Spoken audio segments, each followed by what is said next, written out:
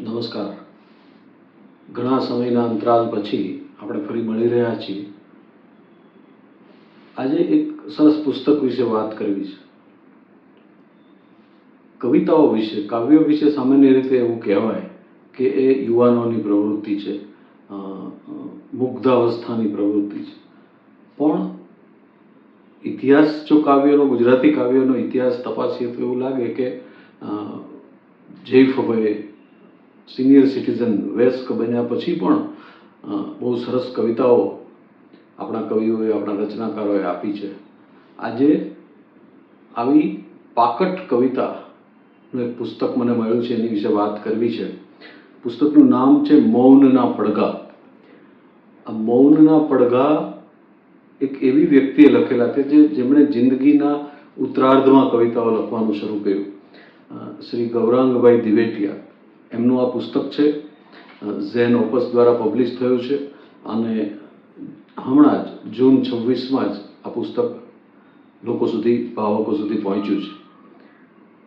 એમણે આમાં જે કવિતાઓ આપી છે, શ્રી ગૌરાંગભાઈની કવિતાઓમાં જીવનનો અનુભવનો નિચોડ, જીવનના આટલા વર્ષોના પ્રવાસ પછી જે સાધ્ય વસ્તુઓ હોય, કે જે સમજણ વિકસી હોય, કે જે આધ્યાત્મિકતા તરફનો ઝુકાવ વધ્યો હોય અને વિવિધ પ્રકારના સામાજિક, સાંસારિક, માનસિક, મનોવૈજ્ઞાનિક અનુભવો થયા હોય, એ અનુભવોનો નિચોડ આમાં જોવા મળે છે.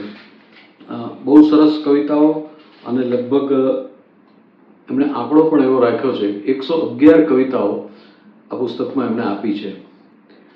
ગઝલો પણ છે, ગીતો પણ છે. પણ મને આખા પુસ્તકમાંથી પસાર થતાં એવું લાગ્યું છે કે એમની હથોટી, એમની અભિવ્યક્તિ ગીતોના સ્વરૂપમાં વધારે બળકટ બની છે અને જીવનની ગૂઢ બાબતોને એટલી બધી સરળ અને સહજ રીતે એમણે શબ્દોમાં ઢાળી છે. અને પાછી કોઈ ફિલોસોફીના કે કોઈ દર્શનના ભારવાળી કવિતાઓ છે એવું પણ નથી. કારણ કે આપણા ગુજરાતી સાહિત્યમાં કેટલીક કવિતાઓ એવી છે કે જે ભારેખમ શબ્દોવાળી હોય, સમજવામાં ભારે હોય અને સામાન્ય સમજ ધરાવનારા ભાવકને એ સમજવામાં વાર લાગે એવું બને. પણ અહીંયા ગૌરાંગભાઈએ જે કવિતાઓ આપી છે એ એટલી બધી સરળ, સહજ અને એક પ્રવાહમાં આવેલી કવિતાઓ છે કે જે માણવાની અને ફરી ફરી માણવાની વધારે મજા આવે છે. એમના વિચારોમાં ઓશો રજનીશના વિચારોનો પણ ક્યાંક પ્રતિબિંબ છે અને સમાજ પ્રત્યેની જે નિષ્ઠા છે, પરિવાર પ્રત્યેની નિષ્ઠા છે, પ્રકૃતિ પ્રત્યેની નિષ્ઠા છે, કુદરત સાથેનું સામીપ્ય છે, આ બધી વસ્તુ બહુ સરસ રીતે એમણે ગૂંથી છે.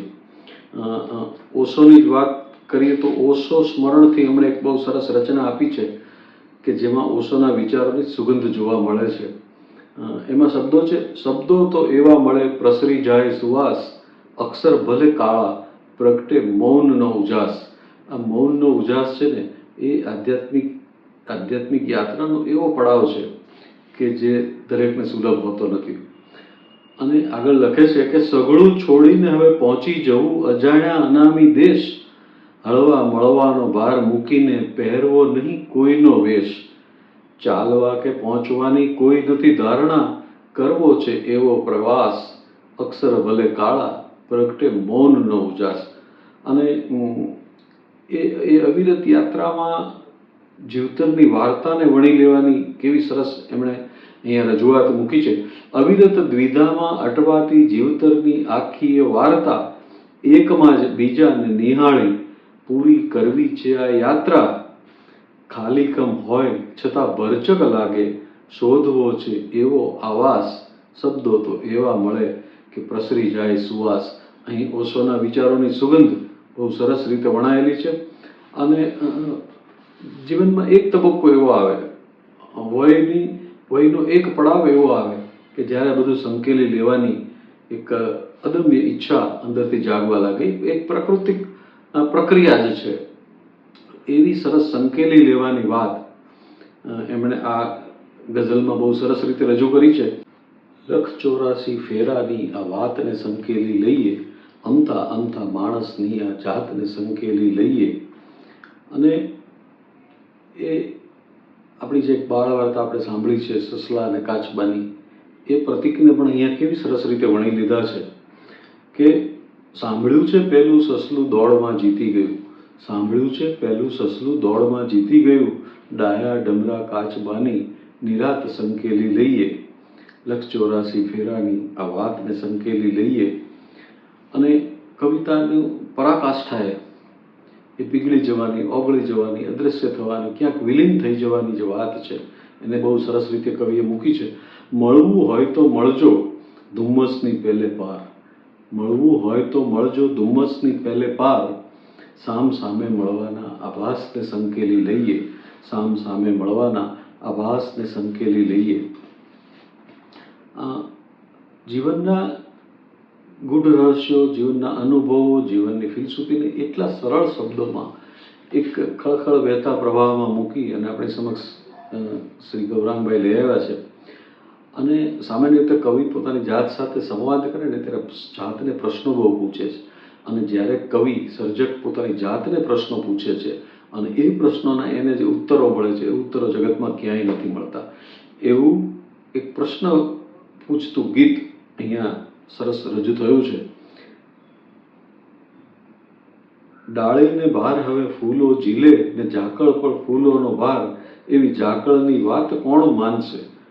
અને હવે આગળ લખે છે, પાણીમાં રહીને પણ કોરા રહેવાની માછલીની વાત કોણ માનશે, પંખી વિનાના આ બાવળિયા ગામમાં ટહુકાની વાત કોણ માનશે.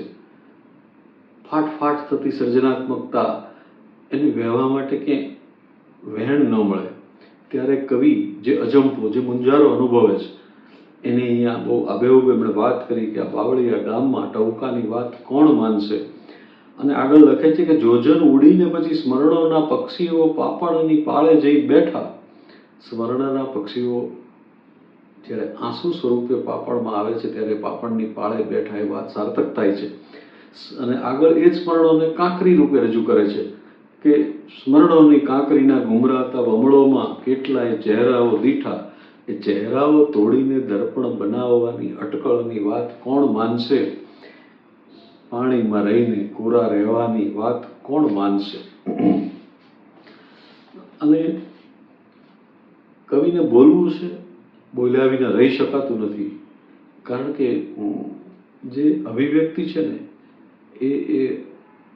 એ વરસીને જ વ્યક્ત થઈને જ રહે છે.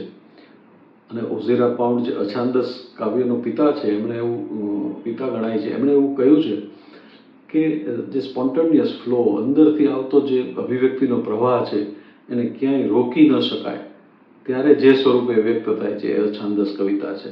પણ અહીંયા એક ગીત સ્વરૂપમાં કહાની કરીને એક સરસ કાવ્ય છે, એની બે ચાર પંક્તિઓ માણીએ.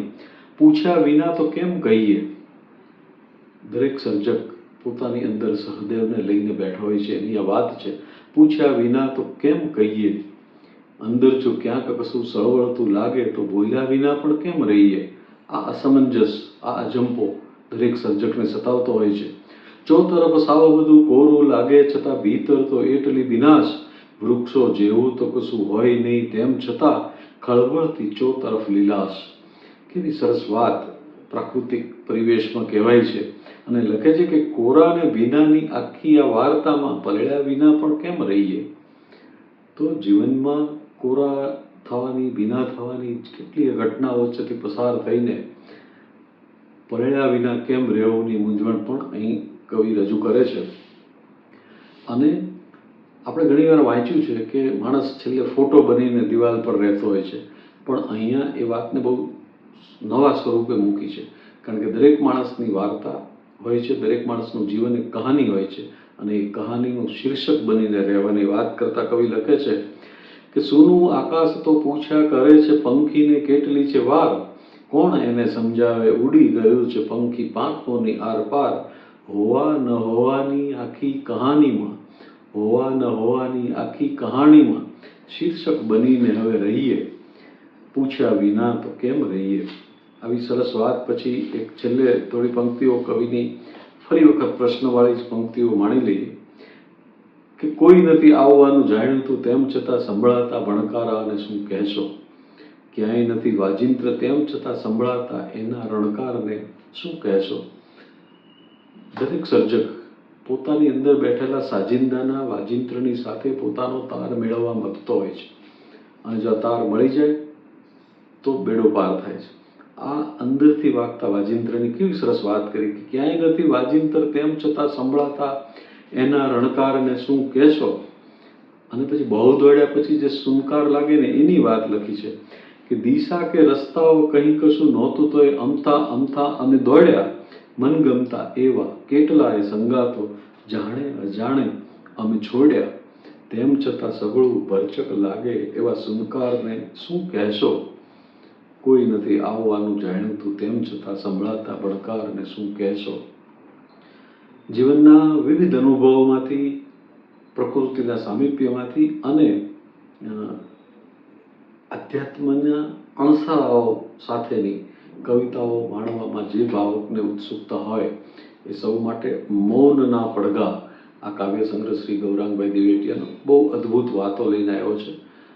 આજે આપણે એમનું સ્વાગત કરીએ અને કવિતા કાનની કલા છે એ જે ઉક્તિ છે એને સાર્થક કરતા આ કાવ્ય સંગ્રહને માણીશું.